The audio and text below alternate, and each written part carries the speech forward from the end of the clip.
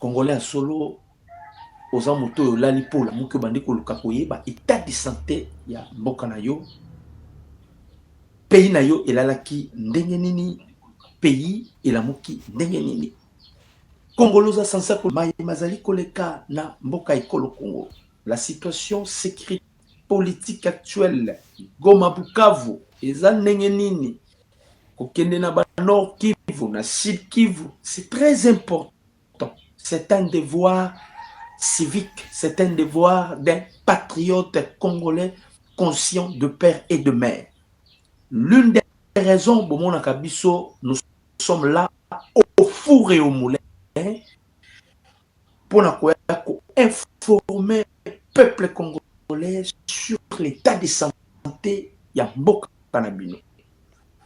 Boyeba mai mazali koleka na mboka na bino, politique ezokende wapi, tokomi na niveau nini, qu'est-ce qui se passe na Kigali, qu'est-ce qui se passe na armée na biso, qu'est-ce qui se passe, c'est pas yaba M23, c'est très important.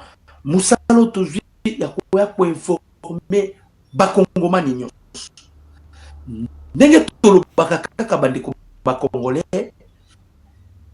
En tout cas, si moi ça va maman nanga Jean-Micheline, hein? En tout cas ça va, ça va. Cette fois-ci vraiment nous et comme qu'on permettrait bien qu'on est encore sous qui toujours continuer kaka. Merci vraiment na koluka koyeba état de santé, c'est très important maman nanga. Merci na monio maman. Merci, que Dieu vous bénisse. Alors bandeko ba congolais, ndenge tolobaka kaka eza très important congolais ba pe makambo eza koleka na mboka na yo.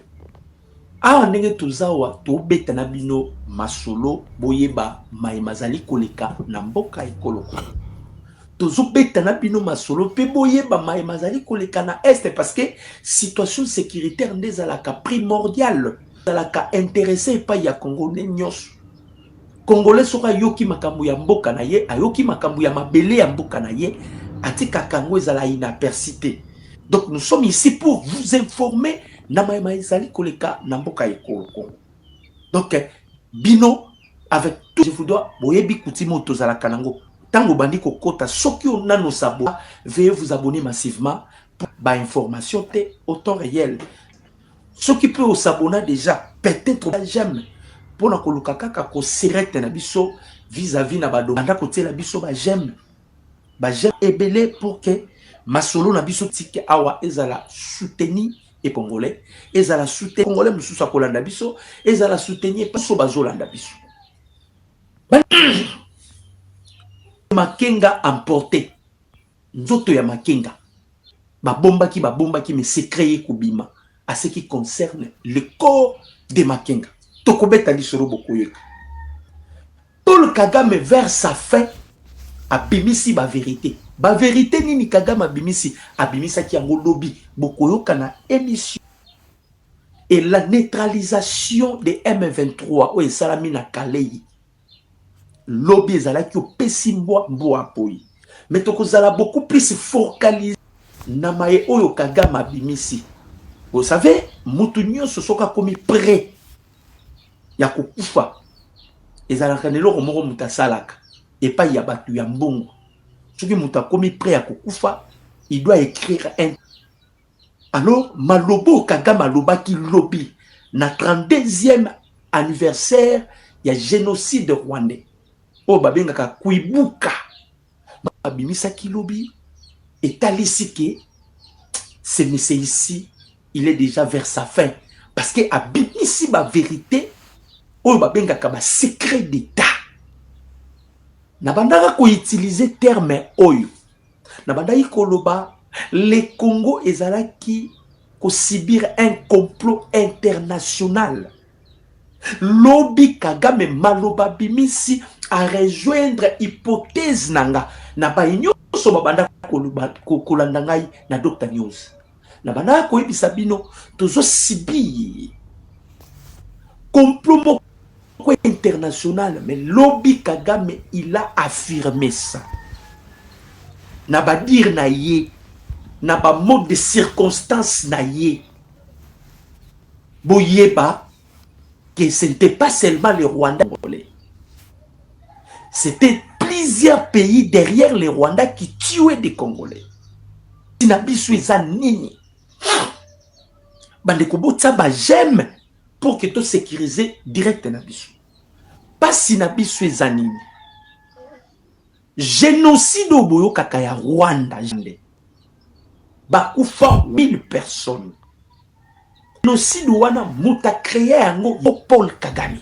Bamindele bayibi. Bakufa 800 000 personnes. Mais biso eza mboka mobimande bakufa. Mboka mobimande tokufa. C'était pas facile que la France va reconnaître le génocide, génocide. Ce n'était pas facile que les États-Unis, d'ailleurs, quand les Français, ils avaient certifié notre statut à génocide congolais, c'est les États-Unis d'Amérique. Pourquoi les Français, les Français, l'Union européenne, parce que les monarchies qui Tshisekedi Azadi et que ceux qui Tshisekedi a bloqué Bango.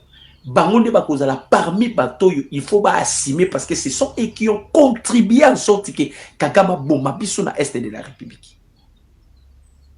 Kagame zo s'est vanté pour 800 000 personnes, 800 000 bandeko ba congolais. Or biso c'est toute une nation de Koufa. Si on peut parler du génocide rwandais, on doit aussi parler de la génocide. Et ça bitumba où le président Tshisekedi azobundati lelo. Ba reconnaître pe biso que eza na génocide parce que génocide na biso eza nini? Eza crime et salami au travers minéré, non? Crime moko commercialisé au travers minéré. Mais la personne qui l'a orchestré, c'est Paul Kagame. Na pete la kabino lisolo awa bandeko ba congolais. Quand le président Tshisekedi Azukara Bokonzi, toke to sombi ba drone au CH4B et pas ba chinois. Wana to kanisa no ba chinois to zaki na bango même moral sans tenir compte que bazalaki ba agent double ba yaka vers biso et puis bazo ki depuis na Rwanda. To sombi ba drone et pas ya ba chinois. Je m'excuse. Tant to sombi ba drone et pas ya ba chinois, bandeko ba congolais. Comme le président Tshisekedi menaçait déjà Kigali, Paul Kagame a sali appel na Maison Blanche. Na episaka bino bandeko ba congolais, président Tshisekedi a plairé à l'aéroport de Djili. Yango moni na episaka ba congolais. Nous sommes dans l'obligation à porter soutien à biso et pas à président Tshisekedi. Président Tshisekedi a matisi ba drone. Ba drone wana eza na portée à 3500 à 5000 km. To matisi yango wapi na Goma. Kagame tango moni loko wana asali appel la Maison Blanche comme il avait le soutien des États-Unis d'Amérique à l'époque, je dis bien à l'époque. Il avait le soutien des États-Unis par rapport ya mission ba pesa ki na ba américain. Ba américain batindela kibiso Abril Adneis aya koluka président Tshisekedi. Abril Adneis est la directrice du renseignement national américain. Abril Adneis aye koluka président Tshisekedi awa. Fala ki akota asuka ki na aéroport ya Njili ayaki na Air Force One. Bakutani na président Tshisekedi. Question Abril Adneis atuna président Tshisekedi. Pourquoi ils ont menacé Rwanda? Na oloba époque wana Kagame avec encore le soutien des États-Unis. Parce que Kagame a betali solo lobby aleli. Aleli pour nani? Il pensait partager ce 32e anniversaire ya Kwibuka avec la communauté internationale. Mais ba abandonné, ba célébrer au kaye na Mwasinaï. Ba célébrer au na Mwasinaï. Abril Adneis ça y est. Président, président Tshisekedi, pourquoi vous menacez le Rwanda? Président Tshisekedi a dit, oh, Rwanda n'a pas menacé, puis ce ton message. Oh non, pour dire que Rwanda va koufa ebele. Président Tshisekedi a tout nié. Rwanda va koufa ebele, nombre à combien? Oh 800 000.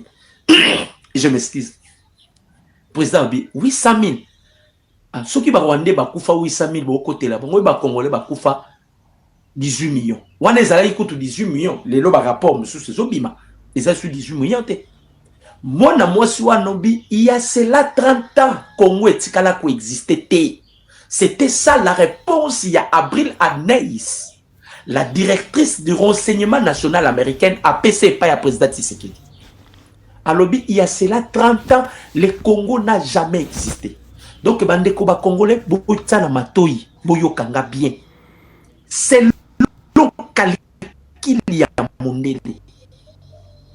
Avant Tshisekedi, le Congo n'existait pas. Oh non, Sabino, Dieu m'est témoin. Bon matissa pas jamais, bon aimer, bon commenter, bon pas.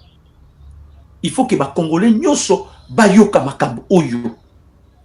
C'est l'homme Mindele avant Tshisekedi. Donc Mobutu Kolongwa, parce que Mobutu déjà avait déjà prédit. Les Congolais belé baye bakate pourquoi Mobutu avait dit ces termes que après moi il y aura des liges. Pourquoi Mobutu avait dit ça? Mobutu avait collaboré avec les États-Unis. Mobutu avait collaboré avec la France. Mobutu avait collaboré avec ma grande puissance ouanagnos. Mais ce qui Mobutu a commis à niveau kolobake, après moi, il y aura des liges. Mobutu a monaki esprit mindele bazala qui n'a pas beaucoup école au Congo. Mobutu a commis tout na est-ce que ce qui n'a kei et kozala homme capable parce que lui-même il n'avait pas préparé quelqu'un qui pourrait les succéder. C'est ça aussi le mal de Mobutu. Il devait préparer quelqu'un qui devait les succéder, ce qui, en cas d'erreur, et comme ceux qui commettent aux forces majeures, le même erreur produit par Mobutu, le même erreur que Kagame vient de commettre encore. Voilà maintenant la conséquence, il y a un dictateur. Les dictateurs pensent que tout est permis pour eux. Le dictateur pense qu'ils ne peuvent pas mourir. Le dictateur pense qu'ils peuvent être éternels. Quand Mobutu disait qu'après moi, il y aura des liges, Mobutu voyait déjà que Mboko Kakandengengana, parce que Mobutu était conscient. Il était en guerre froide avec Kagame. Et quand on a remplacé Kagame à sa place, Mobutu savait déjà, parce qu'à l'Obaka, là-bas français, vous m'avez poignardé dans les dos. Parce qu'ils avaient décidé maintenant de se séparer avec Mobutu. Ah! Après tout ce que je vous ai fait, hein, tout ce que je vous ai servi, je vous ai rendu plusieurs services. Mission suicide, ngai Mobutu na sale libino. Après nyonso, bo décider botikanga. Biloko pe Kagame alobaki lobi. Tokobeta liso na bina bino tokobeta liso la Kagame boye bana makambu nini komi pe na nzoto makenga. Vous comprenez? Donc quand Mobutu parlait de cela, Mobutu andait que ça la allusion, il y a complot de Jézalaki sur la balkanisation. Complot de Jézalaki sur il y a kokata, donc kokata mboko yo eteni par eteni. Nde Abril Adneis a ekoyebisa yango président Tshisekedi. Na aéroport Yanjili, président Tshisekedi a pleuré. Alobi, il y a cela 30 ans, Congo Tskala coexistait. Donc Congo m'a dit coexister à travers Rio. Voilà pourquoi Kabila Yakiawa. Kabila, on n'était pas sous embargo. Kabila a créé Biloko, Tokoyi sous embargo. Imaginez-vous, Bandeko Congolais. Soki, par malheur, président Tshisekedi a côté du pouvoir et tous allés qui kaka sous embargo. Quel serait maintenant notre sort? Na Biloko Kagame Bimisi Lobi. Na so bisabino bokoyoka Biloko Kagame Bimisi. Soki tozala ki ti lelo sous embargo. Sort na biso lingaki kozala ndenge nini. Parce que embargo c'est Kabila qui a créé ça avec Paul Kagame. Objectif ezala ki moko. Comme il voulait servir de la République démocratique du Congo, un pays qui serait dans le découpage. Et là, quand il bosso ezaki na mutu ya Kagame na Kabila, ezalaki ko affaiblir armée na biso. Or, on peut affaiblir une armée par seulement infiltrer cette armée. Ba infiltrer biso. Baso ki ka na ko infiltrer biso te. Ba komi ko utiliser ba musiciens congolais. Na ebisaka bino loko mais de fois. Inutile de citer leur nom. bakomi ko utiliser ba musicien congolais pour ba bomaka ba officier ne mo ba miso mona ba bomi ba mbunzama be ba bomi tous les officiers à Mobutu. On est là qui calcule qui a été planifié. Botanga accord de l'Émirat très bien. Tout a été énuméré sur l'accord de l'Émirat. Nazanango awa. Tout est énuméré. Kotinda ba officier nyo son retraite. Retraite on a ba oloba ezande ya koboma bango. Ya koboma bango. Kotinda ba officier nyo son retraite ezande ya